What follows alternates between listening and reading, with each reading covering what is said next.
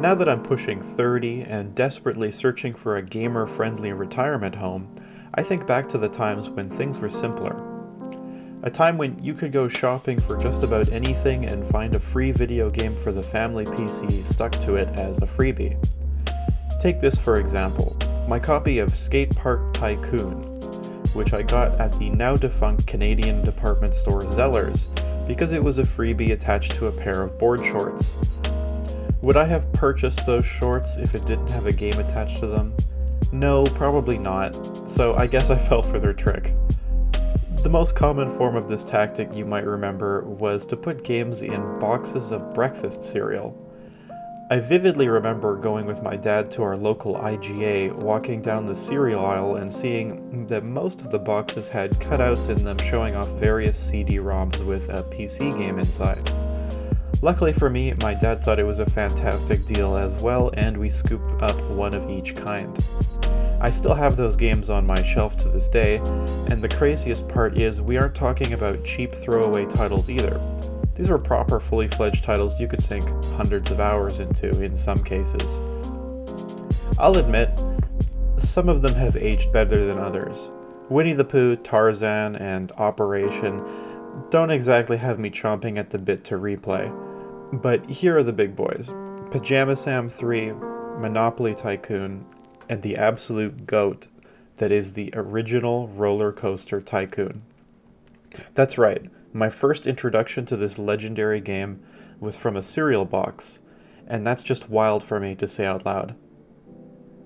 Let's start at the top and go through these games. This promotion in particular happened in the year 2000 and was done by General Mills in Canada. Similar promotions were done in the United States. This was a time when demo discs were all the rage. Go watch my video on demo discs here. So no one would have batted an eye if they had chosen to give demos with your breakfast food, but as you can see on the label for Operation here, it proudly reads "Full Game, Not a Demo" for all to see. Tarzan Print Studio and Winnie the Pooh Print Studio are not really games, but instead simple art software that lets you play around with the pictures of various characters from their respective media properties, and then use $10,000 worth of ink, printing them on your parents' inkjet. If you told me these were the ploy of Hewlett-Packard to sell more ink, I'd believe you. Not much more to mention here. Operation was, well, the digital version of the popular kids' toy/game of the same name. I really like how in this screen the devs call you out for playing alone. If you have friends, you must be a surgeon, dentist, or astronaut, but if you're playing this game alone, you're a Neanderthal. I guess I'm a dumb caveman because I definitely wasn't playing Operation on Windows 95 with my friends when they came over. Once you start playing it, it's very straightforward. You navigate tweezers with your mouse and avoid coming into contact with anything other than the object you're trying to remove. God help you if you hit something, because that buzzer they play when you do is headache-inducing.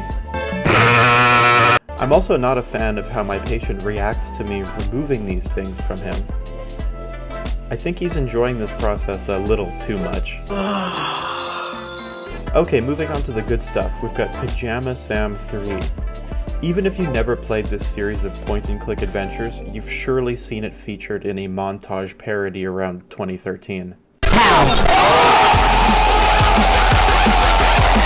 Anywho, this time around Sam is a glutton and eats 19 boxes of cookies because he wants to collect enough included coupons to trade in for an action figure. Why he feels the need to actually consume the cookies before retrieving the box top from the next box, I have no idea. Upon attempting to eat the 20th box, the cookies spring to life and run away.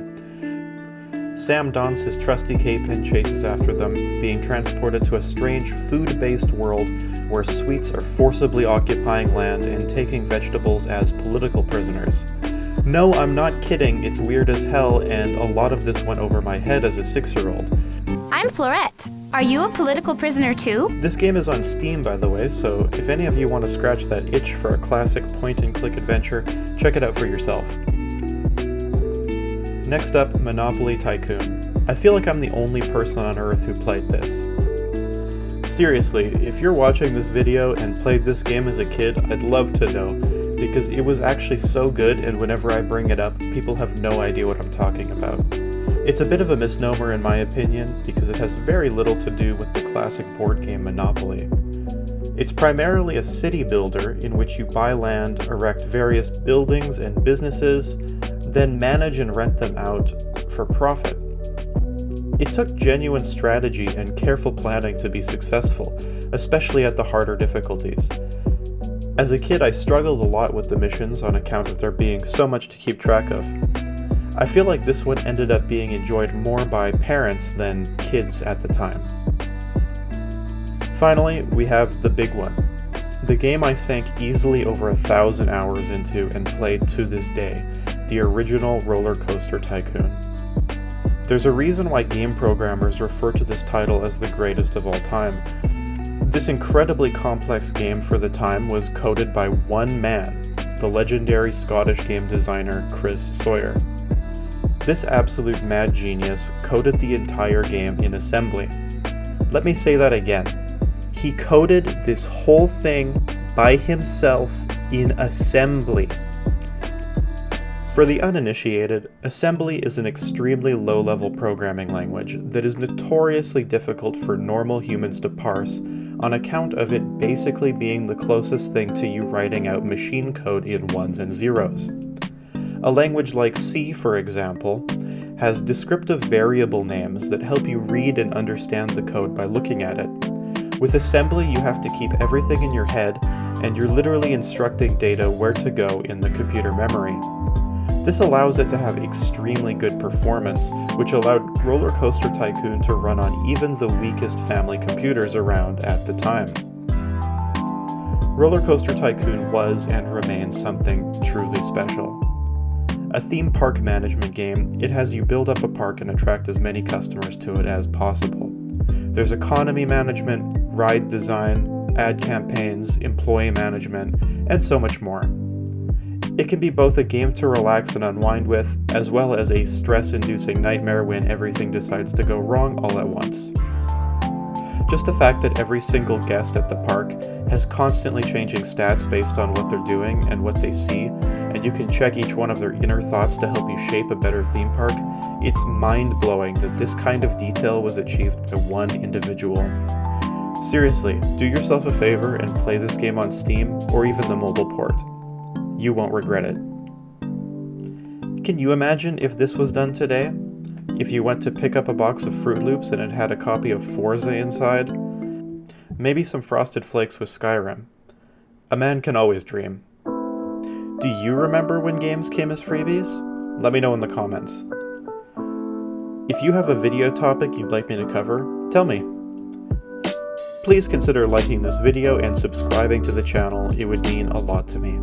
My dream is to hit 1,000 subscribers, and if I do, I'll make a full game room tour video you won't want to miss.